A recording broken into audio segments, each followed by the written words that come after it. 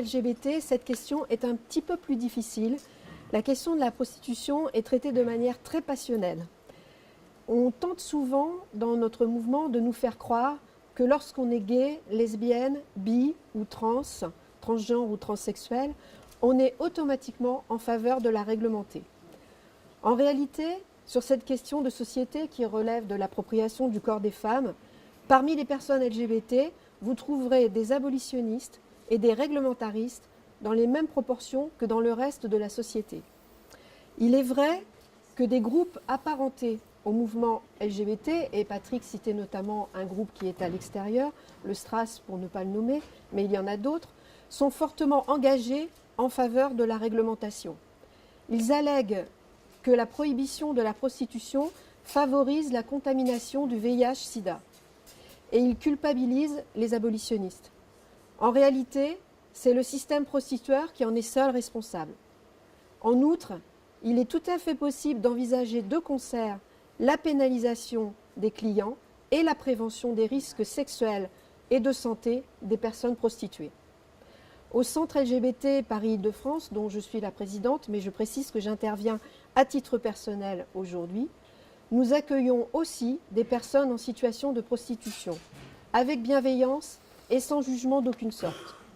Elles sollicitent nos permanences santé, sociale, aide à l'emploi, juridique et psy pour y trouver une écoute ou une aide. Il n'est pas rare qu'elles nous confient subir la prostitution et vouloir en sortir. D'autres se disent libres de leur choix, mais semblent, en se prostituant, opérer la réparation de blessures antérieures.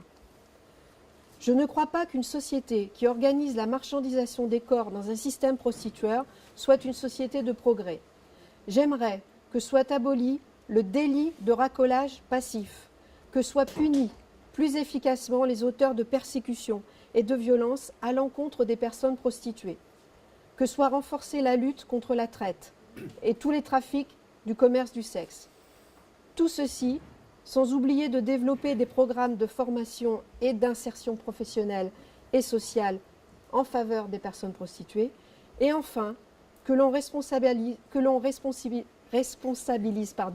en les pénalisant, mais de manière progressive, les clients prostitueurs.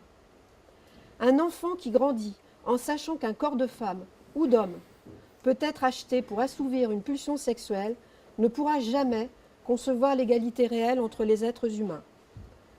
La question de la prostitution n'est pas qu'une question de choix individuel, mais une question de choix de société. Voulons-nous vivre dans une société patriarcale où le plus vieux métier du monde consiste à garantir que des corps de femmes, ou d'hommes d'ailleurs, seront toujours des marchandises à la disposition des hommes qui peuvent se les payer, ou à l'inverse, voulons-nous évoluer vers une sexualité fondée sur la liberté et le désir? Le consentement peut-il s'acheter?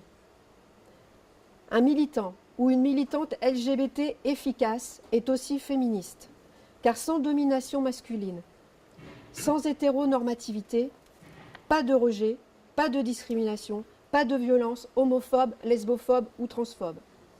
Selon moi, traiter de la question de la prostitution en dehors de toute déconstruction du patriarcat renforce la domination masculine en entretenant la croyance que les hommes ont d'irrépressibles besoins sexuels, justifiant d'un droit d'accès automatique et à tout prix au corps de femmes ou d'hommes. Pour être libres, déconstruisons les croyances.